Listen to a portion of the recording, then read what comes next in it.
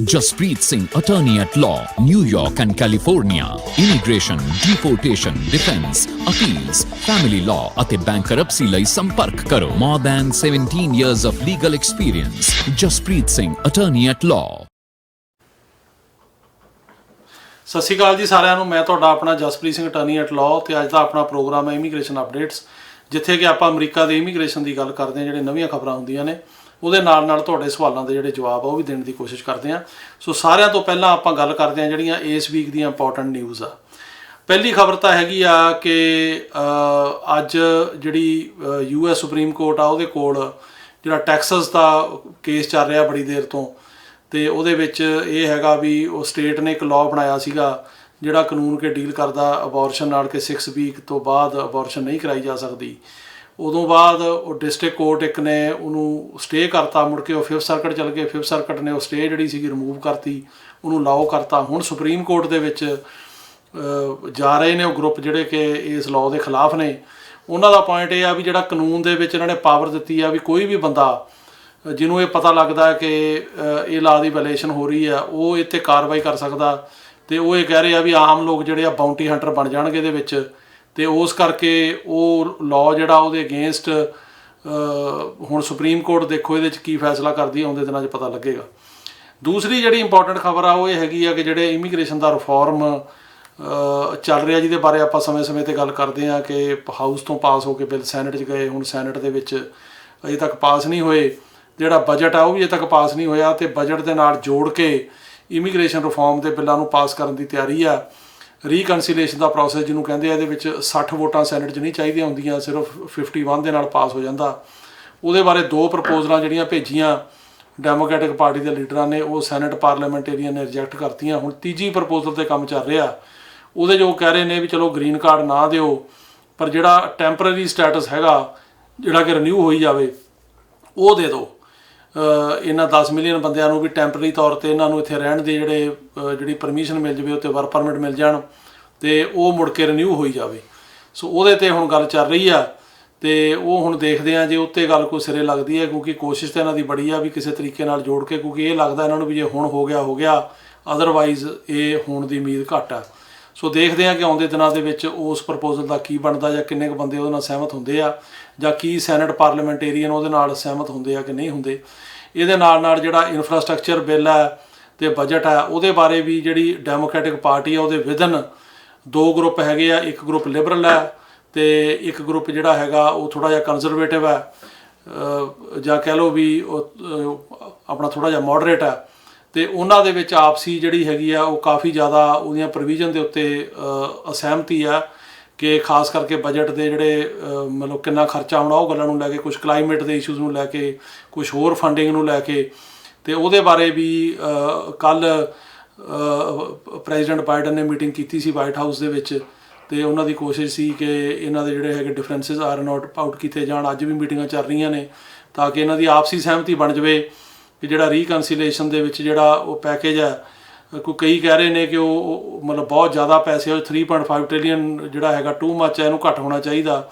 ਅਤੇ ਇੱਦਾਂ ਹੀ ਜਿਹੜਾ ਇਨਫਰਾਸਟਰਕਚਰ ਆ ਉਹ ਕਈ ਕਹਿ ਰਹੇ ਆ ਬਹੁਤ ਘੱਟ ਹੈ, ਜੇ ਹੋਰ ਜ਼ਿਆਦਾ ਕਰੋ। ਸੋ ਉਹਨਾਂ ਦੀ ਆਪਸੀ ਜਿਹੜੀ ਸਹਿਮਤੀ ਆ ਉਹ ਕਰਾਉਣ ਦੀ ਕੋਸ਼ਿਸ਼ ਕੀਤੀ ਜਾ ਰਹੀ ਹੈ। ਅਤੇ ਉਹ ਜਦੋਂ ਸਹਿਮਤੀ ਹੁੰਦੀ ਆ ਉਹਦੇ ਵਿੱਚ ਇਹ ਵੀ ਦੇਖਣ ਵਾਲੀ ਗੱਲ ਹੋਏਗੀ ਕਿ ਇਮੀਗ੍ਰੇਸ਼ਨ ਕਿੱਥੇ ਕੁ ਫਿਗਰ ਆਊਟ ਹੁੰਦੀ, ਕਿਉਂਕਿ ਇੱਕ ਗਰੁੱਪ ਜਿਹੜਾ ਹੈਗਾ ਖਾਸ ਕਰਕੇ ਜਿਹੜੇ ਇਮੀਗ੍ਰੇਸ਼ਨ ਦੇ ਹੱਕ ਦੇ ਫੇਵਰ ਦੇ ਬੰਦੇ ਹੈਗੇ ਆ ਡੈਮੋਕ੍ਰੈਟਿਕ ਪਾਰਟੀ 'ਚ, ਉਹ ਇਹ ਕਹਿ ਰਹੇ ਆ ਕਿ ਇਮੀਗ੍ਰੇਸ਼ਨ ਦੀਆਂ ਪ੍ਰੋਵੀਜ਼ਨਸ ਨੂੰ ਜ਼ਰੂਰ ਐਡ ਕਰੋ ਇਹਦੇ ਵਿੱਚ। ਸੋ ਉਹ ਹੁਣ ਦੇਖਣ ਵਾਲੀ ਗੱਲ ਆ ਵੀ ਉਹ ਕਿੰਨਾ ਕੁ ਐਡ ਕਰਦੇ ਆ, ਜਾਂ ਉਹਦਾ ਗਾਹ ਕੀ ਜਿਹੜਾ ਹੈਗਾ ਉਹ ਹੁੰਦਾ।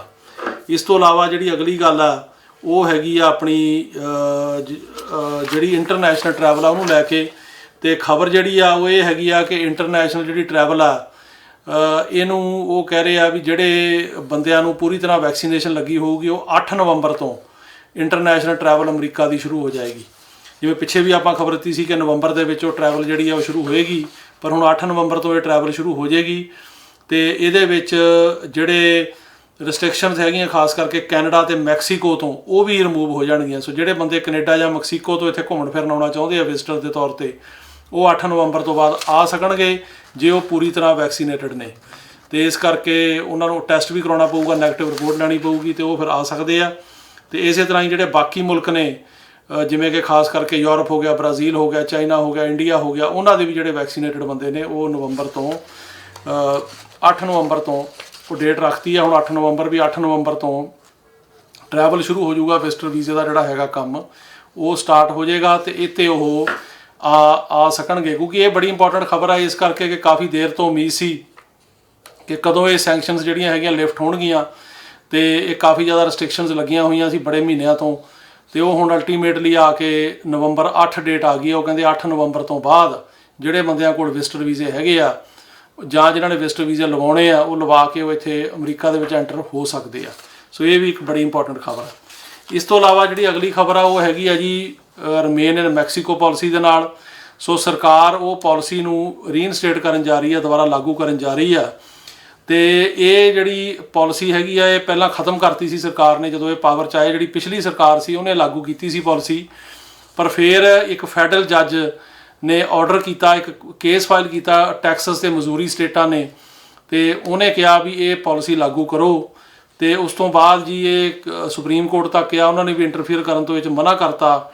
ਤੇ ਹੁਣ ਇਹ ਆ ਕਿ ਜਿਹੜੇ ਬੰਦਿਆਂ ਨੂੰ ਟਾਈਟਲ 42 ਦੇ ਅੰਡਰ ਐਕਸਪੈਲ ਨਹੀਂ ਕੀਤਾ ਜਾਂਦਾ ਉਹ ਬੰਦੇ ਇਹ 'ਤੇ ਸਬਜੈਕਟ ਰਮੇਨ ਇਨ ਮੈਕਸੀਕੋ ਪਾਲਿਸੀ ਹੋਣ 'ਤੇ।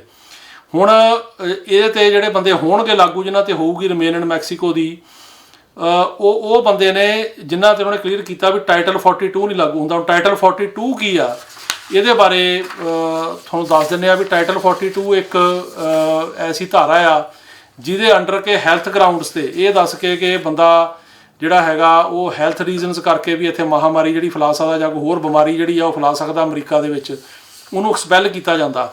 ਸੋ ਟਾਈਟਲ 42 ਲਾ ਕੇ ਬਹੁਤ ਸਾਰੇ ਲੋਕਾਂ ਨੂੰ ਇੱਥੋਂ ਵਾਪਸ ਜਿਹੜਾ ਮੋੜਿਆ ਜਾਂਦਾ। ਹੁਣ ਵੀ ਜਿਹੜੇ ਹੇਟੀ ਵਾਲੇ ਮੋੜੇ ਆ ਉਹ ਟਾਈਟਲ 42 ਦੇ ਅੰਡਰ ਹੀ ਮੋੜੇ ਆ। ਤੇ ਇਸ ਕਰਕੇ ਲੇਕਿਨ ਜਿਹੜਿਆਂ 'ਤੇ ਉਹ ਨਹੀਂ ਲੱਗੇਗਾ ਉਹਨਾਂ ਨੂੰ ਮੈਕਸੀਕੋ ਦੇ ਵਿੱਚ ਰਹਿ ਕੇ ਆਪਣੇ ਕੇਸ ਲੜਨੇ ਪੈਣਗੇ। ਸੋ ਇਹ ਜਿਹੜੀ ਪਾਲਿਸੀ ਹੈਗੀ ਆ ਇਹ ਫਸਟ ਆਫ ਆਲ ਇੰਪਲੀਮੈਂਟ ਕੀਤੀ ਗਈ ਸੀ 2019 ਦੇ ਵਿੱਚ। ਜਿਹੜੇ ਪਹਿਲੇ ਪ੍ਰੈਜ਼ੀਡੈਂਟ ਹੈਗੇ ਆ ਉਹਨਾਂ ਨੇ, ਕਿਉਂਕਿ ਉਦੋਂ ਸੈਂਟਰਲ ਅਮਰੀਕਨ ਫੈਮਲੀਜ਼ ਕਾਫੀ ਜ਼ਿਆਦਾ ਉੱਥੇ ਬਾਰਡਰ 'ਤੇ ਆ ਰਹੀਆਂ ਸੀ ਇੱਧਰ ਨੂੰ, ਉਦੋਂ ਬਾਅਦ ਜਦੋਂ ਪ੍ਰੈਜ਼ੀਡੈਂਟ ਬਾਈਡਨ ਬਣੇ ਇਹਨਾਂ ਨੇ ਉਹ ਪਾਲਿਸੀ ਐਂਡ ਕਰਤੀ। ਤੇ ਜਿਹੜੀਆਂ MPP ਅਗਰੀਮੈਂਟ ਸੀਗੀਆਂ, ਮਾਈਗਰੈਂਟ ਪ੍ਰੋਟੈਕਸ਼ਨ ਪ੍ਰੋਟੋਕਾਲ ਅਗਰੀਮੈਂਟਸ 3 ਮੁਲਕਾਂ ਦੇ ਨਾਲ, ਉਹ ਵੀ ਕੈਂਸਲ ਕਰਤੀਆਂ। ਉਹਨਾਂ ਨੇ ਕਿਹਾ ਵੀ ਅਸੀਂ ਇਹ ਪਾਲਿਸੀ ਨਹੀਂ ਰੱਖਣੀ। ਇਹਦੋਂ ਬਾਅਦ ਟੈਕਸਸ ਤੇ ਮਜ਼ੂਰੀ ਜਿਹੜੀਆਂ 2 ਸਟੇਟਾਂ ਨੇ ਇਹਨਾਂ ਨੇ ਕੇਸ ਕੀਤਾ ਫੈਡਰਲ ਗੌਰਮੈਂਟ ਦੇ ਉੱਤੇ ਡਿਸਟ੍ਰਿਕਟ ਕੋਰਟ ਦੇ ਵਿੱਚ। ਜਿਹੜੀ ਡਿਸਟ੍ਰਿਕਟ ਕੋਰਟ ਆ ਉੱਥੇ ਕੇਸ ਕੀਤਾ ਤੇ ਡਿਸਟ੍ਰਿਕਟ ਕੋਰਟ ਦੇ ਵਿੱਚ ਇਹ ਕੇਸ ਜਿਹੜਾ ਹੋਇਆ ਇਹ ਜੱਜ ਸਾਹਿਬ ਨੇ ਕਿਹਾ ਇਸ ਕੇਸ ਦੇ ਵਿੱਚ ਕਿ ਇਹ ਪਾਲਿਸੀ ਠੀਕ ਆ, ਲਾਗੂ ਹੋਣੀ ਚਾਹੀਦੀ ਆ, ਵੀ ਸਰਕਾਰ ਨੂੰ ਚਾਹੀਦਾ ਇਹਨੂੰ ਦੁਬਾਰਾ ਰੀਇਨਸਟੇਟ ਕਰੇ। ਸੋ ਹੁਣ ਜਿਹੜੀ ਹੈਗੀ ਆ ਇਹ ਪਾਲਿਸੀ ਦੁਬਾਰਾ ਸਰਕਾਰ ਰੀਇਨਸਟੇਟ ਕਰਨ ਜਾ ਰਹੀ ਆ। So department of homeland security ਦੇ ਸਪੋਕਸਮੈਨ ਨੇ ਫਰਾਈਡੇ ਕਿਹਾ the department of homeland security is taking necessary steps to comply with the court order which requires us to reimplement the MPP in good faith. ਉਹ ਕਹਿ ਰਹੇ ਵੀ court ਦਾ order ਆ ਜਿਹਦੇ ਕਰਕੇ ਅਸੀਂ ਇਹਨੂੰ ਦੁਬਾਰਾ ਜਿਹੜਾ ਹੈਗਾ ਉਹ ਰੀਇਨਸਟੇਟ ਕਰਕੇ ਤੇ ਕਰਾਂਗੇ। ਤਾਂ ਉਹ 'ਚ ਉਹਨਾਂ ਨੇ ਇਹ ਵੀ ਕਲੀਅਰ ਕੀਤਾ ਕਿ only those people who are not expelled under title 42 that the Biden has kept in place would be subject to the MPP। So title ਜਿਹੜਾ 42 ਆ ਇਹਦੇ ਬਾਰੇ ਵੀ ਤੁਹਾਨੂੰ ਦੱਸ ਦਈਏ ਕਿ ਇਹ ਜਿਹੜਾ ਟਾਈਟਲ 42 ਆ ਇਹ ਇੰਪਲੀਮੈਂਟ ਹੋਇਆ ਸੀ ਸਾਰਿਆਂ ਤੋਂ ਪਹਿਲਾਂ ਮਾਰਚ 2020 ਦੇ ਵਿੱਚ। ਸੋ ਮਾਰਚ 2020 'ਚ ਇੰਪਲੀਮੈਂਟ ਹੋਇਆ ਤੇ ਜਦੋਂ ਮਹਾਮਾਰੀ ਸ਼ੁਰੂ ਹੋਈ ਆ ਤੇ ਇਹਨੂੰ ਲਾਗੂ ਕਰਕੇ ਜਿਹੜੀ ਪਿਛਲੀ ਸਰਕਾਰ ਸੀ ਉਹਨੇ ਬਹੁਤ ਸਾਰੇ ਲੋਕਾਂ ਨੂੰ ਐਕਸਪੈਲ ਕੀਤਾ, ਅਮਰੀਕਾ 'ਚ ਐਂਟਰ ਨਹੀਂ ਹੋਣ ਦਿੱਤਾ ਤੇ ਇਹ ਕਿਹਾ ਕਿ ਇਹ ਇੱਥੇ ਬਿਮਾਰੀ ਫੈਲਾ ਸਕਦੇ, ਉਹਦੇ ਕਰਕੇ ਉਹਨਾਂ ਨੂੰ ਐਕਸਪੈਲ ਕੀਤਾ ਗਿਆ।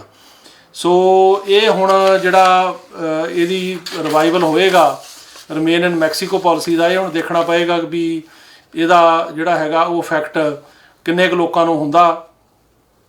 ਇਹ ਇੱਕ ਐਸਟੀਮੇਟ ਨੇ ਅੰਕੜੇ ਕਿ 70,000 ਬੰਦਿਆਂ ਨੂੰ ਮੈਕਸੀਕੋ ਭੇਜਿਆ ਗਿਆ ਸੀ ਪਿਛਲੀ ਸਰਕਾਰ ਵੱਲੋਂ 2019 ਤੋਂ ਬਾਅਦ, ਕਿ 70,000 ਬੰਦੇ ਇੱਥੇ ਐਂਟਰ ਹੋਣਾ ਚਾਹੁੰਦੇ ਜਿਨ੍ਹਾਂ ਨੂੰ ਕਿ ਐਂਟਰ ਨਹੀਂ ਹੋਣ ਦਿੱਤਾ ਗਿਆ। ਉਦੋਂ ਬਾਅਦ ਉੱਥੇ ਜਦੋਂ ਵਾਪਸ ਗਏ ਤੇ ਇਹ ਵੀ ਗੱਲ ਲਾਈਟ ਦੇ ਵਿੱਚ ਆਈ ਕਿ 1500 ਤੋਂ ਉੱਤੇ ਬੰਦਿਆਂ ਦੀਆਂ ਕਿਡਨੈਪਿੰਗਸ ਹੋਈਆਂ ਜਾਂ ਕੁੱਟਮਾਰ ਹੋਈ ਜਾਂ ਹੋਰ ਕ੍ਰਾਈਮ ਉਹਨਾਂ 'ਤੇ ਕਮਿਟ ਕੀਤੇ ਗਏ ਜਿਨ੍ਹਾਂ ਨੂੰ ਵਾਪਸ ਭੇਜਿਆ ਗਿਆ।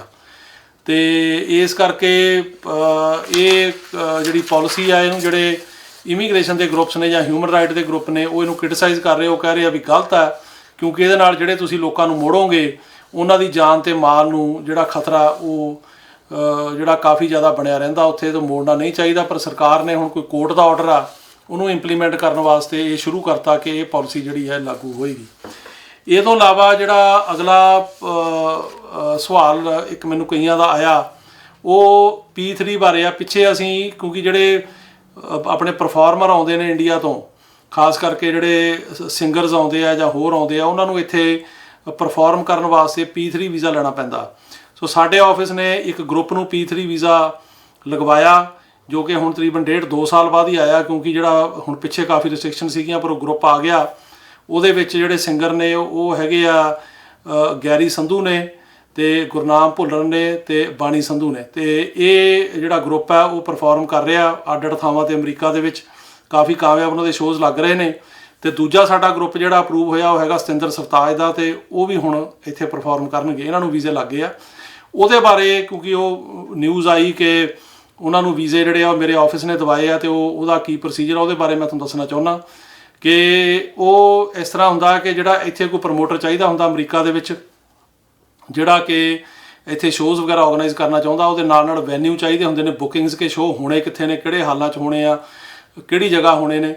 ਤੇ ਉਦੋਂ ਇਲਾਵਾ ਜਿਹੜੇ ਉੱਥੋਂ ਜਿਹੜੇ ਆਉਣਾ ਪਰਫਾਰਮਰਸ ਨੇ ਉਹਨਾਂ ਦਾ ਕੰਟਰੈਕਟ ਹੋਣਾ ਚਾਹੀਦਾ ਇਹਨਾਂ ਦੇ ਨਾਲ, ਕਿ ਉਸ ਤੋਂ ਬਾਅਦ ਉਹ ਅਪਲਾਈ ਹੁੰਦਾ।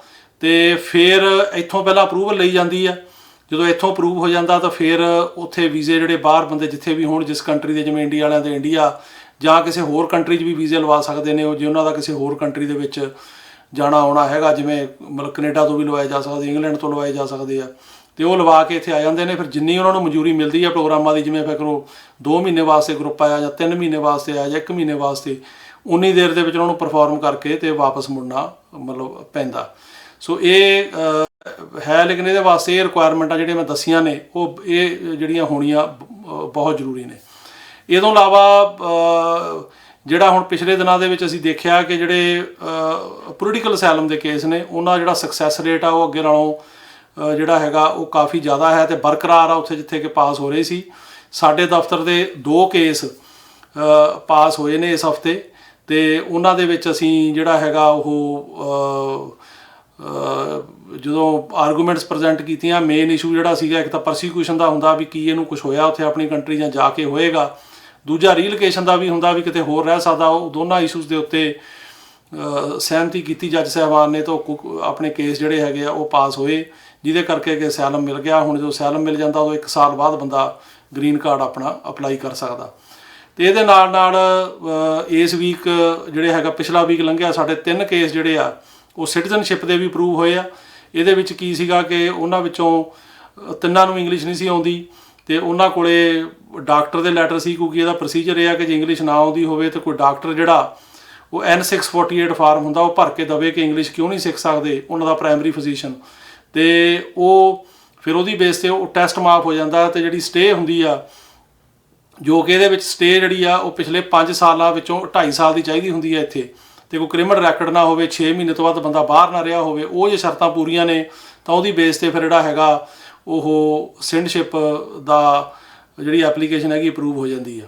ਸੋ ਉਹ ਉਹਨਾਂ ਦੇ ਜਿਹੜੇ ਡਾਕਟਰ ਸਾਹਿਬ ਸੀਗੇ ਉਹਨਾਂ ਨੇ ਭਰਤੇ ਸੀ ਫਾਰਮ, ਜਿਹੜੇ ਉਹਨਾਂ ਦੇ ਪ੍ਰਾਇਮਰੀ ਡਾਕਟਰ ਸੀ, ਤੇ ਉਹਦੇ ਕਰਕੇ ਉਹ ਐਕਸੈਪਟ ਕਰ ਲਏ ਇਮੀਗ੍ਰੇਸ਼ਨ ਨੇ, ਤਾਂ ਉਹਨਾਂ ਨੂੰ ਸਿਟੀਜ਼ਨਸ਼ਿਪ ਮਿਲ ਗਈ। ਉਹਨਾਂ ਦਾ ਜਿਹੜਾ ਸੀਗਾ ਟੈਸਟ ਜਿਹੜਾ ਹੁੰਦਾ ਉਹ ਨਹੀਂ ਹੋਇਆ, ਉਹ ਮਾਫ ਹੋ ਗਿਆ। ਸੋ ਇਹ ਤਾਂ ਸੀਗੀਆਂ ਹੁਣ ਦੀਆਂ ਜਿਹੜੀਆਂ ਇੰਪੋਰਟੈਂਟ ਖਬਰਾਂ, ਤੇ ਇਹਦੇ ਨਾਲ ਨਾਲ ਹੁਣ ਸਮਾਂ ਹੋ ਗਿਆ ਤੁਹਾਡੇ ਸਵਾਲਾਂ ਦੇ ਜਵਾਬ ਦੇਣ ਦਾ, ਤੇ ਉਹ ਆਪਾਂ ਕੋਸ਼ਿਸ਼ ਕਰਦੇ ਹਾਂ ਜੀ ਕਿ ਜਿਹੜੇ ਹੈਗੇ ਵੱਧ ਤੋਂ ਵੱਧ ਆਪਾਂ ਜਵਾਬ ਦੇ ਸਕੀਏ। ਪਹਿਲਾ ਸਵਾਲ ਹੈ ਜੀ, ਉਹ ਕਹਿ ਰਹੇ ਕਿ ਮੈਂ USA ਸਿਟੀਜ਼ਨ ਹਾਂ, ਮੈਂ F4 ਕੈਟਾਗਰੀ 'ਚ ਆਪਣੇ ਭਰਾ ਦਾ ਤੇ ਉਹਦੀ ਫੈਮਿਲੀ ਦਾ ਅਪਲਾਈ ਕੀਤਾ ਸੀ ਤੇ 2008 ਦੇ ਵਿੱਚ, ਤੇ ਉਹਦੇ ਲੜਕੇ ਦੀ ਉਮਰ ਹੁਣ 21 ਸਾਲ ਤੋਂ ਉੱਪਰ ਹੋ ਗਈ ਆ, ਪਟੀਸ਼ਨ ਅਪਰੂਵ ਹੋਈ 10 'ਚ, ਕੀ ਉਹ ਆ ਸਕੇਗਾ? ਦੇਖੋ ਇਸ ਤਰ੍ਹਾਂ ਜੀ ਕਿ ਜਿਹੜਾ ਚਾਈਲਡ ਸਟੇਟਸ ਪ੍ਰੋਟੈਕਸ਼ਨ ਐਕਟ ਜਿਹੜਾ ਉਹ ਇੱਥੇ ਲਾਗੂ ਹੋਏਗਾ, ਹੁਣ ਉਹਦੇ ਅੰਡਰ ਕਵਰ ਹੋਣ ਲਈ ਕਿ ਕੀ ਉਹਦਾ ਬੈਨੀਫਿਟ ਆਪਾਂ ਨੂੰ ਮਿਲ ਸਕੇਗਾ ਕਿ ਨਹੀਂ, ਇਸ ਕੇਸ ਦੇ ਵਿੱਚ ਇਹ 'ਚ ਦੇਖਣਾ ਪਏਗਾ ਕੇਸ ਕਦੋਂ ਅਪਲਾਈ ਹੋਇਆ, 2008 'ਚ ਅਪਰੂਵਲ ਕਦੋਂ ਆਈ, 2010 'ਚ। ਹੁਣ ਜਦੋਂ ਡੇਟ ਕਰੰਟ ਹੁੰਦੀ ਆ ਉਹ ਡੇਟ ਦੇ ਉੱਤੇ ਇਹਦੀ ਉਮਰ ਕਿੰਨੀ ਆ ਬੱਚੇ ਦੀ, ਤੇ ਇਹ ਜਿਹੜਾ 2 ਸਾਲ ਦਾ ਟਾਈਮ 8 ਤੋਂ 10 ਦਾ ਉਹਦੀ ਉਮਰ 'ਚੋਂ ਕੱਢਿਆ ਜਾਏਗਾ। ਜੇ ਕੱਢ ਕੇ 21 ਸਾਲ ਤੋਂ ਘੱਟ ਉਮਰ ਰਹਿ ਜਾਂਦੀ ਤਾਂ ਫਿਰ ਉਹ ਕਵਰ ਹੋਏਗਾ, ਇਹ ਇਹਦਾ ਕ੍ਰਾਈਟੇਰੀਆ ਹੈ। ਉਦੋਂ ਬਾਅਦ ਅਗਲਾ ਸਵਾਲ ਹੈ ਜੀ ਕਿ ਕੀ ਜੇ ਕਿਸੇ ਬੰਦੇ ਕੋਲ 10 ਸਾਲ ਦਾ ਵੀਜ਼ਾ ਹੈਗਾ ਉਹ ਇੱਥੇ ਅਮਰੀਕਾ ਦੇ ਵਿੱਚ ਆ ਸਕਦਾ ਤੇ ਕੋਈ ਕੇਸ ਅਪਲਾਈ ਕਰਕੇ ਵਰਕ ਪਰਮਿਟ ਲੈ ਸਕਦਾ। ਦੇਖੋ ਪਹਿਲੀ ਗੱਲ ਤਾਂ ਇਹ ਆ ਕਿ ਮੈਂ ਹੁਣੇ ਦੱਸ ਕੇ ਹਟਿਆ ਵੀ 8 ਨਵੰਬਰ ਤੋਂ ਜਿਹੜੀ ਇੰਟਰਨੈਸ਼ਨਲ ਟਰੈਵਲ ਆ ਉਹ ਸ਼ੁਰੂ ਹੋ ਜਾਏਗੀ। 8 ਨਵੰਬਰ ਤੋਂ ਬਾਅਦ ਜਿਹੜਾ ਕੋਈ ਵੀ ਜਿਹਦੇ ਕੋਲ ਵੀਜ਼ਾ ਹੈਗਾ ਵੈਲਿਡ ਉਹ ਆ ਸਕਦਾ। ਦੂਜੀ ਗੱਲ ਹੈਗੀ ਆ ਇੱਥੇ ਵਿਜ਼ਟਰ ਵੀਜ਼ੇ ਦੀ ਬੇਸ ਤੇ ਵੀ ਵੀਜ਼ਾ ਲੱਗਿਆ ਇੱਥੇ ਆਪਣੇ ਆਪ ਵਰਕ ਪਰਮਿਟ ਨਹੀਂ ਮਿਲਦਾ। ਵਰਕ ਪਰਮਿਟ ਲੈਣ ਲਈ ਕੋਈ ਅੰਡਰਲਾਈਨ ਕੇਸ ਚਾਹੀਦਾ, ਜਿਵੇਂ ਕਿ ਜੇ ਕਿਸੇ ਨੇ ਪੋਲੀਟੀਕਲ ਅਸਾਈਲਮ ਦਾ ਕੇਸ ਕੀਤਾ ਹੋਵੇ ਜਾਂ ਕਿਸੇ ਦਾ ਯੂ ਵੀਜ਼ਾ ਹੋਵੇ ਜਾਂ ਕਿਸੇ ਨੇ ਵਿਆਹ ਦਾ ਕੇਸ ਕੀਤਾ ਹੋਵੇ, ਇਹੋ ਜਿਹੇ ਕੇਸਾਂ ਦੇ ਵਿੱਚ ਵਰਕ ਪਰਮਿਟ ਮਿਲਦਾ, ਪਰ ਉਹ ਅੰਡਰਲਾਈਨ ਕੇਸ ਹੋਣਾ ਚਾਹੀਦਾ। ਜਿਹਦਾ ਕੋਈ ਕੇਸ ਨਹੀਂ ਚੱਲਦਾ ਉਹ ਬੰਦਾ ਸਿਰਫ ਵਿਜ਼ਟਰ ਵੀਜ਼ੇ ਦੇ ਆਧਾਰ ਤੇ ਵਰਕ ਪਰਮਿਟ ਇੱਥੇ ਨਹੀਂ ਲੈ ਸਕਦਾ। ਤੇ ਜਿਹੜੇ ਕੇਸ ਹੈਗੇ ਆ ਉਹ ਵੀ ਜੈਨੂਇਨ ਹੋਣੇ ਚਾਹੀਦੇ ਆ। ਉਹ ਕੇਸ ਇਹੋ ਜਿਹੇ ਨਾ ਹੋਣ ਵੀ ਇਕੱਲੇ ਵਰਕ ਪਰਮਿਟ ਲੈਣ ਲਈ ਲਏ ਆ ਕੇਸ ਕੀਤੇ ਆ। ਸੋ ਵਰਕ ਪਰਮਿਟ ਲੈਣ ਲਈ ਕੇਸ ਕਰਨਾ ਉਹ ਗਲਤ ਆ। ਕੇਸ ਦਾ ਆਧਾਰ ਜਿਹੜਾ ਅਸਲੀ ਹੋਣਾ ਚਾਹੀਦਾ, ਜੇ ਵਿਆਹ ਕਰਾਇਆ ਤਾਂ ਵਿਆਹ ਅਸਲੀ ਹੋਵੇ, ਜੇ ਅਸਾਈਲਮ ਦਾ ਕੇਸ ਕੀਤਾ ਤਾਂ ਉਹ ਵੀ ਅਸਲੀ ਹੋਵੇ, ਕੋਈ ਉੱਥੇ ਰੀਅਲ ਪ੍ਰੋਬਲਮ ਜਿਹੜੀ ਪਰਸੀਕਿਊਸ਼ਨ ਆ ਹੋਈ ਹੋਵੇ, ਪ੍ਰੋਬਲਮ ਹੋਵੇ, ਇਹ ਨਹੀਂ ਵੀ ਉੱਦਾਂ ਹੀ ਕਰਤਾ। ਸੋ ਜੇ ਅਸਲੀ ਕੇਸ ਨੇ ਤਾਂ ਉਹਦੇ ਵਿੱਚ ਵਰਕ ਪਰਮਿਟ ਜਿਹੜਾ ਮਿਲ ਜਾਂਦਾ, ਪਰ ਵਿਜ਼ਟਰ ਵੀਜ਼ੇ ਦੇ ਆਪਣੇ ਤੌਰ ਤੇ ਵਰਕ ਪਰਮਿਟ ਨਹੀਂ ਮਿਲਦਾ। ਅਗਲਾ ਜੀ ਉਹ ਕਹਿੰਦੇ ਨੇ ਕਿ F4 ਕੈਟਾਗਰੀ 2005 ਦੇ ਵਿੱਚ ਅਪਲਾਈ ਕੀਤਾ ਸੀ, ਅਪਰੂਵਲ 7 'ਚ ਆ ਗਈ, ਕਿੰਨਾ ਟਾਈਮ ਲੱਗੂਗਾ? ਅੱਜ ਕੱਲ੍ਹ ਦੇਖੋ ਜੀ ਜਿਹੜਾ ਹੁਣ ਵੀਜ਼ਾ ਬੁਲਟਨ ਅਕਤੂਬਰ 'ਚ ਅਜੇ ਚੱਲ ਰਿਹਾ ਤੇ ਨਵੰਬਰ ਦਾ ਅਜੇ ਵੀਜ਼ਾ ਬੁਲਟਨ ਹੁਣ ਆਏਗਾ ਹੋਰ ਹਫ਼ਤੇ 10 ਦਿਨ ਤੱਕ, ਪਰ ਜਿਹੜਾ ਅਕਤੂਬਰ ਦਾ ਹੈਗਾ ਇਹਦੇ ਵਿੱਚ ਜਿਹੜੀ ਇਹ ਕੈਟਾਗਰੀ ਹੈਗੀ ਹੈ ਜੀ F4, ਇਹਦੇ 'ਚ ਚੱਲ ਰਿਹਾ ਸਪਟੈਂਬਰ 2005 ਤੇ ਤੁਸੀਂ ਹੁਣ ਪਤਾ ਨਹੀਂ ਕਿਹੜੇ ਮਹੀਨੇ ਅਪਲਾਈ ਕੀਤਾ। ਸੋ ਜੇ ਤੱਕ ਨਹੀਂ ਇੰਟਰਵਿਊ ਆਈ ਤੁਹਾਡੀ ਆਪਣੀ 2005 ਦੀ ਤਾਂ ਹੋ ਸਕਦਾ ਅਗਲੇ 6 ਮਹੀਨੇ 8 ਮਹੀਨੇ 'ਚ ਆ ਜਾਵੇ ਜਾਂ ਘੱਟ ਟਾਈਮ 'ਚ ਵੀ ਆ ਸਕਦੀ ਆ ਤੇ ਫਿਰ ਤੁਹਾਡੀ ਵਾਰੀ ਆ ਸਕਦੀ। ਪਰ ਜੇ ਮੈਂ ਇਹ ਮਤਲਬ ਸ਼ੋਰਟੀ ਨਾਲ ਨਹੀਂ ਕਹਿ ਸਕਦਾ ਕਿ ਕਿੰਨਾ ਕੁ ਟਾਈਮ ਇਹਨੂੰ ਹੋਰ ਲੱਗੂਗਾ। ਅਗਲਾ ਸਵਾਲ ਹੈ ਜੀ ਕਿ ਇਹ ਕਹਿ ਰਹੇ ਆ ਕਿ ਸਾਡੇ ਜਿਹੜੇ ਫਿੰਗਰਪ੍ਰਿੰਟ ਹੈਗੇ ਆ ਉਹ ਉੱਥੇ ਇੰਟਰਵਿਊ 'ਤੇ ਹੋ ਗਏ ਸੀ, ਮੁੰਬਈ ਗ੍ਰੀਨ ਕਾਰਡ ਦੀ ਇੰਟਰਵਿਊ ਹੋ ਗਈ ਸੀਗੀ ਤੇ ਹੁਣ ਸਾਨੂੰ ਦੁਬਾਰਾ ਕਰਾਉਣ ਦੀ ਲੋੜ ਹੈ ਕਿ ਨਹੀਂ। ਤੇ ਇੱਕ ਵਾਰੀ ਸਾਡੇ ਜਿਹੜੇ ਹੈਗੇ ਆ ਉਹ ਫਿੰਗਰਪ੍ਰਿੰਟ ਹੋਏ ਆ ਤੇ ਹੁਣ ਕਦੋਂ ਦੁਬਾਰਾ ਹੋ ਸਕਦਾ? ਦੇਖੋ ਇਹ ਉਹਨਾਂ ਦੀ ਮਰਜ਼ੀ ਆ ਫਿੰਗਰਪ੍ਰਿੰਟ ਕਦੋਂ ਲੈਣੇ ਆ, ਉਹ ਆਪਣੇ ਹਿਸਾਬ ਨਾਲ ਦੱਸਦੇ ਆ, ਫਿਰ ਜਿੱਦਾਂ ਉਹ ਕਹਿਣਗੇ ਸਕੈਜੂਲ ਉਹਦੇ ਹਿਸਾਬ ਨਾਲ ਫਿੰਗਰਪ੍ਰਿੰਟ ਹੋਣਗੇ। ਅਗਲਾ ਸਵਾਲ ਹੈ ਜੀ ਕਿ ਇੰਟਰਨੈਸ਼ਨਲ ਫਲਾਈਟਸ ਸਰ ਕਦੋਂ ਓਪਨ ਹੋਣਗੀਆਂ? 8 ਨਵੰਬਰ ਤੋਂ। 8 ਨਵੰਬਰ ਤੋਂ ਜੀ ਜਿਹੜੇ ਬੰਦਿਆਂ ਕੋਲ ਵਿਜ਼ਟਰ ਵੀਜ਼ੇ ਹੈਗੇ ਨੇ ਉਹ ਬੰਦੇ ਅਮਰੀਕਾ ਦੇ ਵਿੱਚ ਟਰੈਵਲ ਕਰ ਸਕਦੇ ਨੇ ਜੇ ਉਹ ਵੈਕਸੀਨੇਟਡ ਨੇ ਤੇ ਉਹਨਾਂ ਦਾ ਜਿਹੜੀ ਹੈਗੀ ਟੈਸਟ ਦੀ ਰਿਪੋਰਟ ਨੈਗੇਟਿਵ ਆਈ ਹੈ। ਅਗਲਾ ਸਵਾਲ ਹੈ ਜੀ ਕਿ C1D ਵੀਜ਼ੇ ਬਾਰੇ ਇਹ ਦੱਸੋ। ਤੇ ਇਹਦੇ ਤੇ ਜਿਹੜਾ ਹੈਗਾ ਉਹ ਇੱਕ ਹੋਰ ਸਵਾਲ ਹੈ ਕਿ ਸਾਡਾ 6 ਸਾਲ ਤੋਂ ਕੇਸ ਚੱਲ ਰਿਹਾ ਜੇ ਕੋਰਟ ਡੇਟ ਨਹੀਂ ਆਈ। ਦੇਖੋ C1D ਵੀਜ਼ਾ ਸੀਮੈਨ ਵੀਜ਼ਾ ਹੁੰਦਾ ਕਿ ਜਿਹੜੇ ਸ਼ਿਪ ਤੇ ਕੰਮ ਕਰਦੇ ਨੇ, ਜਿਹੜੇ ਸ਼ਿਪ ਦੇ ਵਰਕਰ ਨੇ ਜਾਂ ਸ਼ਿਪ ਦੇ ਇੰਜੀਨੀਅਰ ਨੇ ਜਾਂ ਕੋਈ ਵੀ ਬੰਦਾ ਜਿਹੜਾ ਕਿ ਮਰਚੈਂਟ ਨੇਵੀ ਦੇ ਸ਼ਿਪਾਂ ਤੇ ਕੰਮ ਕਰਦਾ, ਉਹਨਾਂ ਨੂੰ C1D ਵੀਜ਼ਾ ਮਿਲਦਾ। ਉਹਨਾਂ ਨੂੰ ਐਂਟਰੀ ਉਨੀ ਕੁ ਮਿਲਦੀ ਆ ਪੋਰਟ ਤੇ ਜਿੰਨੀ ਦੇਰ ਉਹਨਾਂ ਦਾ ਸ਼ਿਪ ਲੈਂਡ ਕਰਕੇ ਉੱਥੇ ਰੁਕਣਾ ਹੁੰਦਾ, ਹਫ਼ਤਾ 10 ਦਿਨ 15 ਦਿਨ। ਤੇ ਲੇਕਿਨ ਉਹ ਜਿਹੜਾ ਵੀਜ਼ਾ ਉੱਤੇ ਤੁਸੀਂ ਐਂਟਰ ਤਾਂ ਕਰ ਸਕਦੇ ਹੋ ਉਹਨੇ ਦੇਰ ਲਈ, ਪਰ ਇਹਨੂੰ ਤੁਸੀਂ ਚੇਂਜ ਨਹੀਂ ਕਰ ਸਕਦੇ। ਐਡਜਸਟਮੈਂਟ ਆਫ ਸਟੇਟਸ ਨਹੀਂ ਹੁੰਦਾ, ਜਾਣੀ ਕਿ ਵਿਆਹ ਕਰਾ ਕੇ ਬੰਦਾ ਇਸ ਵੀਜ਼ੇ ਤੋਂ ਅਮਰੀਕਾ 'ਚ ਪੱਕਾ ਨਹੀਂ ਹੋ ਸਕਦਾ, ਆਪਣੀ ਕੰਟਰੀ ਵਾਪਸ ਜਾਣਾ ਪੈਂਦਾ। ਨਾ ਹੀ ਕੋਈ ਹੋਰ ਜਿਵੇਂ ਸਟੂਡੈਂਟ ਵੀਜ਼ਾ H1 'ਚ ਕਨਵਰਟ ਹੁੰਦਾ। ਤੇ ਜਿਹੜਾ ਕੇਸ ਤੁਸੀਂ ਕਹਿ ਰਹੇ ਹੋ ਵੀ ਲੱਗਿਆ ਹੋਇਆ 6 ਸਾਲ ਤੋਂ ਕੋਈ ਡੇਟ ਨਹੀਂ ਆਈ, ਉਹ ਜਿਹੜੀ ਪਿਛਲੀ ਸਰਕਾਰ ਦੀ ਪਾਲਿਸੀ ਸੀਗੀ ਕਿ 2018 ਤੋਂ ਪਹਿਲਾਂ ਦੇ ਜਿਹੜੇ ਕੇਸ ਨੇ ਉਹਨਾਂ ਨੂੰ ਡੇਟ ਨਹੀਂ ਦੇਣੀ, ਬਾਅਦ ਵਾਲਿਆਂ ਨੂੰ ਦੇ ਰਹੇ ਸੀ। ਹੁਣ ਡੇਟਾਂ ਆਉਣੀਆਂ ਸ਼ੁਰੂ ਹੋ ਗਈਆਂ ਤੇ ਤੁਸੀਂ ਇਮੀਗ੍ਰੇਸ਼ਨ ਆਫਿਸ ਜਿਹੜਾ ਤੁਹਾਨੂੰ ਜੁਰਿਸਡਿਕਸ਼ਨ ਪੈਂਦੀ ਹੈ ਉਹਨਾਂ ਸੰਪਰਕ ਕਰ ਸਕਦੇ ਹੋ, ਤੁਹਾਨੂੰ ਡੇਟ ਦੇ ਸਕਦੇ ਆ। ਅਗਲਾ ਸਵਾਲ ਹੈ ਜੀ ਕਿ ਕੀ F4 ਵੀਜ਼ਾ ਕੈਟਾਗਰੀ ਦੇ ਇੰਟਰਵਿਊ ਸਟਾਰਟ ਹੋ ਗਈਆਂ? ਹਾਂਜੀ, ਸਟਾਰਟ ਤਾਂ ਹੋ ਗਈਆਂ, ਇੰਟਰਵਿਊਜ਼ ਹੋ ਰਹੀਆਂ ਨੇ, ਪਰ ਇਹ ਆ ਕਿ ਜਿਹੜੀ ਹੈਗੀ ਆ ਉਹਨਾਂ ਦੀ ਕਾਫੀ ਸਲੋ ਆ ਜਿਹੜੀ ਹੈਗੀ ਪੇਸ। ਸੋ ਇਸ ਕਰਕੇ ਪੂਰੀ ਫਾਸਟ ਤਰੀਕੇ ਨਾਲ ਨਹੀਂ ਹੋ ਰਹੀਆਂ, ਪਰ ਹੋ ਰਹੀਆਂ। ਉਦੋਂ ਬਾਅਦ ਹੈ ਜੀ ਕਿ ਮੈਂ F1 ਵੀਜ਼ਾ ਅਪਲਾਈ ਕੀਤਾ ਸੀਗਾ ਜਿਹੜਾ ਕਿ ਰਿਜੈਕਟ ਹੋ ਗਿਆ ਤੇ ਹੁਣ ਮੈਂ ਆ ਸਕਦਾ ਮੈਂ ਕਿਸ ਤਰ੍ਹਾਂ? ਦੇਖੋ F1 ਸਟੂਡੈਂਟ ਵੀਜ਼ਾ ਜੇ ਉਹ ਤੁਹਾਡਾ ਰਿਜੈਕਟ ਹੋ ਗਿਆ ਤਾਂ ਹੋਰ ਤਾਂ ਕੋਈ ਤਰੀਕਾ ਹੈ ਨਹੀਂ, ਜਾਂ ਤੁਸੀਂ ਵਿਜ਼ਟਰ ਵੀਜ਼ਾ ਟਰਾਈ ਕਰੋ, ਪਰ ਜੇ ਇੱਕ ਵਾਰ ਇੱਕ ਰਿਜੈਕਟ ਹੋ ਗਿਆ ਉਹਦੇ ਵੀ ਰਿਜੈਕਸ਼ਨ ਦੇ ਚਾਂਸ ਕਾਫੀ ਜ਼ਿਆਦਾ ਨੇ ਤੇ ਬਾਕੀ ਦਾ ਹੋਰ ਕੋਈ ਤਰੀਕਾ ਇੱਥੇ ਆਉਣ ਦਾ ਹੋਰ ਕੋਈ ਲੀਗਲ ਵੇ ਨਹੀਂ ਹੈ। ਅਗਲਾ ਸਵਾਲ ਹੈ ਜੀ ਕਿ F2A ਕੈਟਾਗਰੀ 2019 ਨੂੰ ਅਪਲਾਈ ਕੀਤਾ ਸੀ, ਡਾਕੂਮੈਂਟ ਕੁਆਲੀਫਾਈ ਹੋ ਗਏ 7 ਮਹੀਨੇ ਬਾਅਦ, ਪਰ ਇੰਟਰਵਿਊ ਨਹੀਂ ਆਈ। ਹੁਣ ਦੇਖੋ ਜੀ ਜਿਹੜਾ F2A ਕੇਸ ਹੈ ਗ੍ਰੀਨ ਕਾਰਡ ਹੋਲਡਰ ਦੇ ਹਸਬੈਂਡ ਵਾਈਫ ਤੇ 21 ਸਾਲ ਤੋਂ ਘੱਟ ਜਿਹੜੇ ਬੱਚੇ ਉਹਨਾਂ ਦੀ ਕੈਟਾਗਰੀ ਆ।